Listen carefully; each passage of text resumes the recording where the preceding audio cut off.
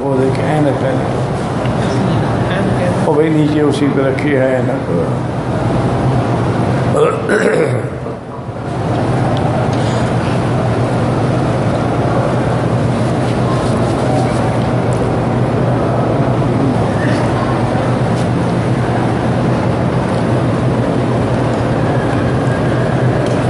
ماموں کی بیوی پتہ نہیں آپ کی اگر خالہ بنتی ہے تو پھر شادی نہیں ہو سکتی. اگر کسی بندے کو نظر لگ جائے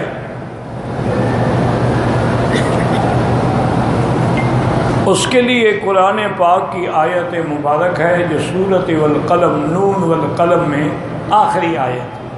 وَإِن يَكَادُ الَّذِينَ كَفَرُوا لَيُزْلِقُونَكَ بِأَبْصَارِهِمْ لَمَّا سَمِعُوا الذِّكْرَ وَيَقُولُونَ إِنَّهُ لَمَجْنُونٌ وَمَا هُوَ إِلَّا ذِكْرٌ لِّلْعَالَمِينَ. یہ آیت جو ہے ہر نماز کے بعد اول آخر درود شریف پڑھ کے ہاتھوں میں دم کر کے سارے بدن پہ پھیریں تو انشاءاللہ نظر بد کا اثر جو ہے وہ ختم ہو جاتا ہے. اور اسی طرح حضور پاک کی کلام مبارک میں بھی ہے کہ اعوذ بکلمات اللہ التامہ من شر شیطان وہامہ ومن کل عین لامہ. تو یہ بھی اگر پڑھا جائے تو وہ نظر بد جو ہے وہ ختم ہو جاتی ہے. اچھا سب سے آسان علاج یہ ہے کہ اگر تمہیں پتہ ہو نا مثلا کہ اس بندے کی نظر لگی ہے تو اس کو کہو کسی برتن میں کھڑے ہو کے غسل کرے, وہ پانی اس بندے پہ ڈال دو, اسی وقت نظر ختم ہو جاتی ہے. اگر پتہ ہو یقین ہو کہ اسی کی نظر لگی ہے. حضور صلی اللہ علیہ وسلم کے ایک صحابی تھے, جب حضور حج پہ آ رہے تھے تو وہ صحابی غسل کر رہے تھے. جب حمام سے وہ باہر آئے تو ایک صحابی کی نظر انہوں نے یار کمال ہے, کتنا خوبصورت جسم ہے. وہ بیچارہ اسی وقت گر گیا. حضور کو خبر دی گئی, آپ نے فرمایا بلاؤ اس کو. آپ نے فرمایا تم نے اپنے بھائی کو مار ڈالا ہے. نظر تو ایسی چیز ہے نا کہ جو اونٹ کو دیگچی میں پہنچا دیتی ہے اور بندے کو قبر میں پہنچا دیتی ہے. تم نے یہ کیا کیا؟ فوراً غسل کرو. اس نے غسل کیا, پانی ڈالا, اٹھ کے بیٹھ گیا. تو نظر ایک ایسی بلا ہے اور نظر حق ہے. العین حق کو لگتی ہے نظر. اسی لیے بزرگ کہتے ہیں نا, تو ایک آدمی کیا میرے جیسا کوئی ہوگا تو ایک اللہ والے سے پوچھ لگا, حضرت یہ جو کہتے ہیں اللہ والوں کی نظر سے آدمی کی حالات ٹھیک ہو جاتے ہیں, فلاں بزرگ نے نظر ڈالی وہ ٹھیک ہو گیا, اور نگاہ مرد مومن سے بدل جاتی ہیں تقدیریں, یہ کیسے نظر سے ہو جاتی ہے؟ انہوں نے فرمایا مجھے یہ بتاؤ کسی کو نظر لگ جائے تو اس پر اثر ہوتا ہے؟ میں نے کہا جی ہاں نظر بد تو لگتی. انہوں نے کہا بد لگتی ہے اچھی نہیں لگتی. بے وقوف, اگر نظر بد اثر کرتی ہے تو اچھی کیوں نہیں کرتی؟ وہ بھی کرتی ہے.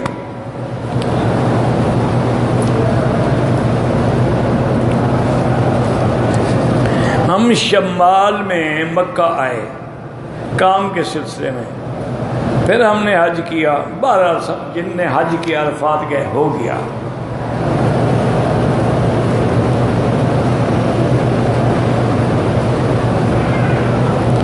فضائل اعمال پر شیخ نے فتویٰ دیا ہے, ہم نے تو نہیں پڑھا.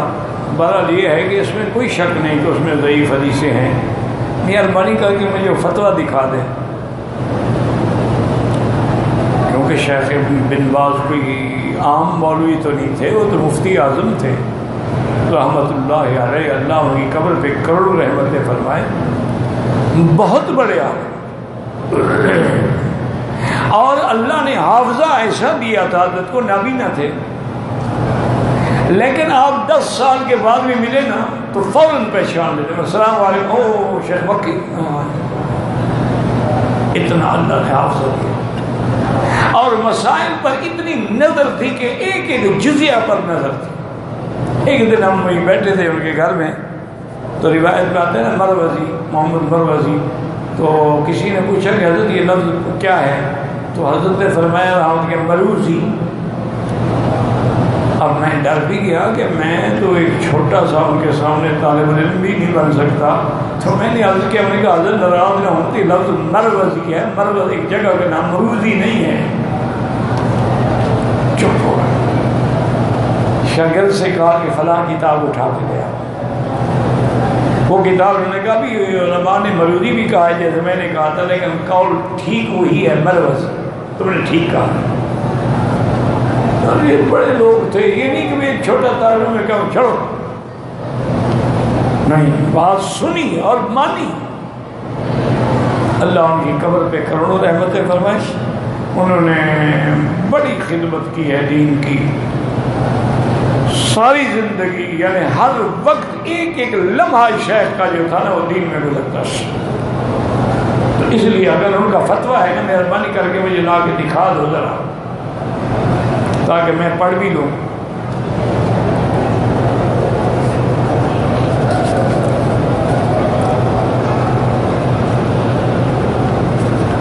میں اپنے بیٹے کو عالم بنانا چاہتا ہوں، ٹھیک ہے، اپنے علاقے کے دینی مدرسے میں داخل کر دیں، کسی اچھے مدرسے میں، انشاءاللہ بنے گا۔ میں نے اپنے بیٹے کا نام حسین رکھا ہے، نہیں بس حسین کافی ہے۔ حضور کے نوازے کا نام حسین، تم اس کے ساتھ اور بھی لگانا چاہتے ہو؟ حضور نہیں لگا سکتے تھے اور نام، ایک کا نام حسن، ایک کا نام حسین، بس نام کافی، اس کے ساتھ اور کیا لگائیں گے؟ ہمارے یہاں مشکل ہے نا جی، ہر چیز میں کچھ نہ کچھ ملایا ہوا ہے نا، نام رکھیں گے تو ایک گز لمبا نام ہوتا ہے۔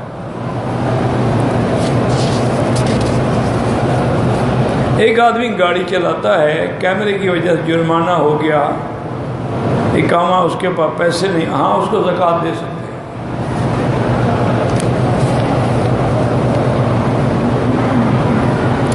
یہ نہیں کہ صحابہ حضور کا پیشاب پیتے تھے، یہ آپ کو غلط کسی نے کہا۔ ایک روایت میں آیا کہ آپ نے دیا کہ پھینک دو تو اس نے پی لیا، ایک آدھا واقعہ ہے زندگی میں، یہ نہیں کہ صحابہ پیتے تھے۔ اب خدا کے بندے کو سوچا بھی تو کرو، ایک آدمی کا جذبہ ہے، شوق تھا، لیکن حضور نے منع کیا، انہوں نے کہا تم نے ٹھیک ہے اللہ تم پر جہنم حرام کر دیں گے، لیکن ایسا نہ کیا کرو۔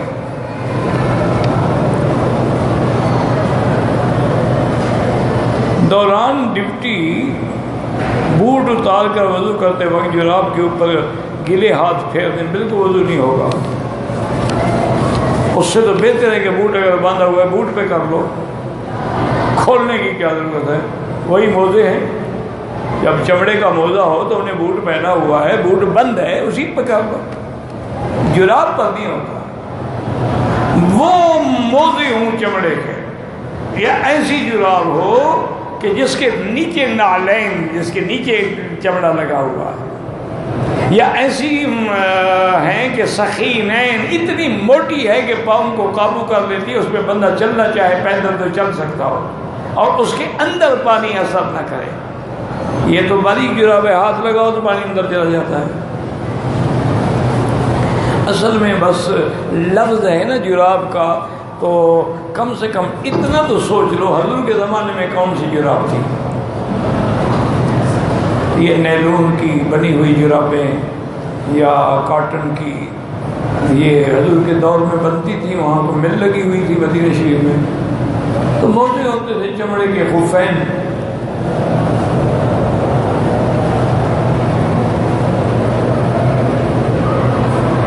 کہتے جی قضا عمری اکٹھے تو خیر نہیں پڑھی جا سکتی، پتہ ہے تم نے کتنی نمازیں قضا کی ہیں، تو اگر 100 نماز قضا ہو تو کیسے پڑھ لو گے اکٹھی؟ بہتر یہ ہوتا ہے ہر نماز کے ساتھ پڑھتے رہو۔ اصل چیز توبہ ہے، توبہ کرو، یا اللہ جو نمازیں چھوٹ گئی ہیں توبہ کرو۔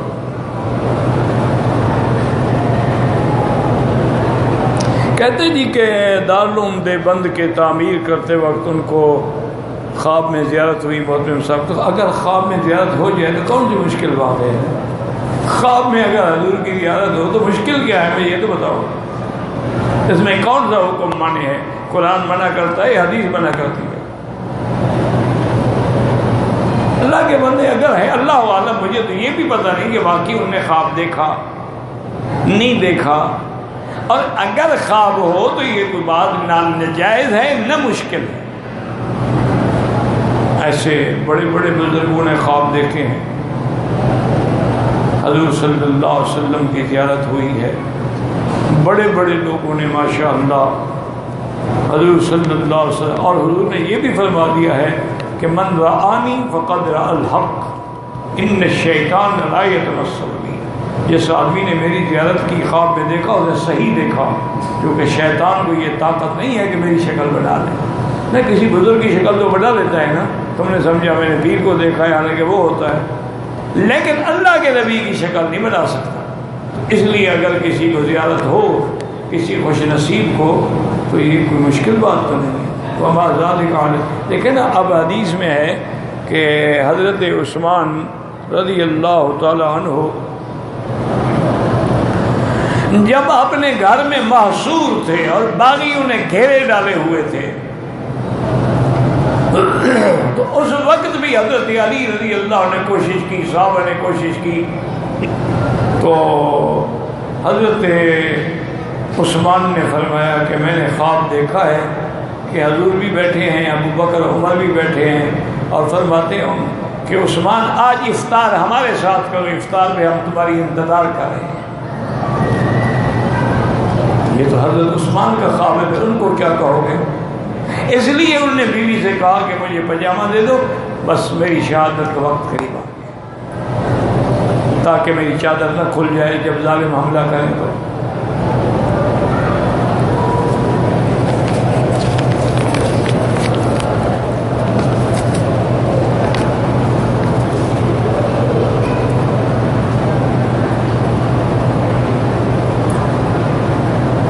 نعم الافضل اذا رجعتم من المدینة المنورة ان مدینة المنورة میقات، فالانسان لا يتجاوز من الميقات الا بعمرة، ورسول الله صلى الله عليه وسلم ما جاوز في حياته عن الميقات الا بعمرة، فقط في فتح مكة جاء بغير عمرة وقال ان الله رخص لي۔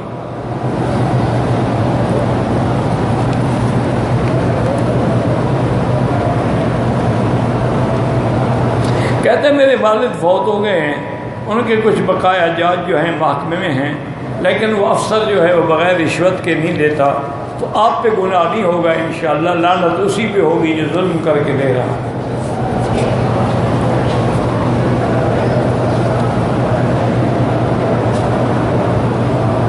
میں نے بیوی کو ضد کرنے کی وجہ سے غصے میں آ کر ایک سانس میں 3 طلاقیں دے دی، 3 ہو گئی جناب، پکی ہو گئی۔ تو آدمی غصے میں ہی دیتا ہے، کبھی محبت میں بھی کوئی طلاق دیتا ہے؟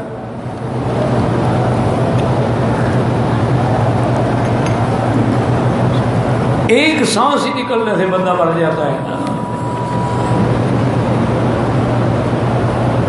ایک بندہ جب فوت ہو جائے، اس کے پیچھے آج کل جو ختم ہوتے ہیں یہ بدعت ہے، کہ ختم صغیر اور ختم کبیر اور 7 جمعراتیں اور 40واں، سب بدعت، ناجائز، کرنا بھی ناجائز، کھانا کھلانا بھی ناجائز۔ اچھا، اور بعض لوگ سمجھتے بھی ہیں، وہ کہتے ہیں کہ یہ ناجائز ہے، لیکن کیا کریں جی، برادری میں ناک کٹ جائے گی، تو برادری میں ناک کٹ جائے اچھا ہے یا حضور پاک کے سامنے ناک کٹ جائے؟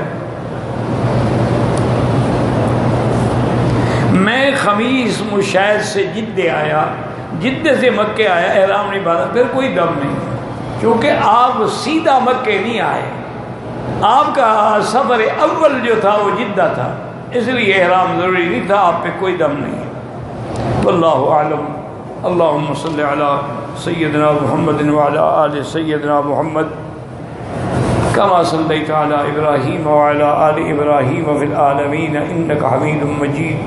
لا الہ الا اللہ الحلیم العظیم، لا الہ الا اللہ رب العرش العظیم، لا الہ الا اللہ رب السماوات ورب الارض رب العرش الکریم۔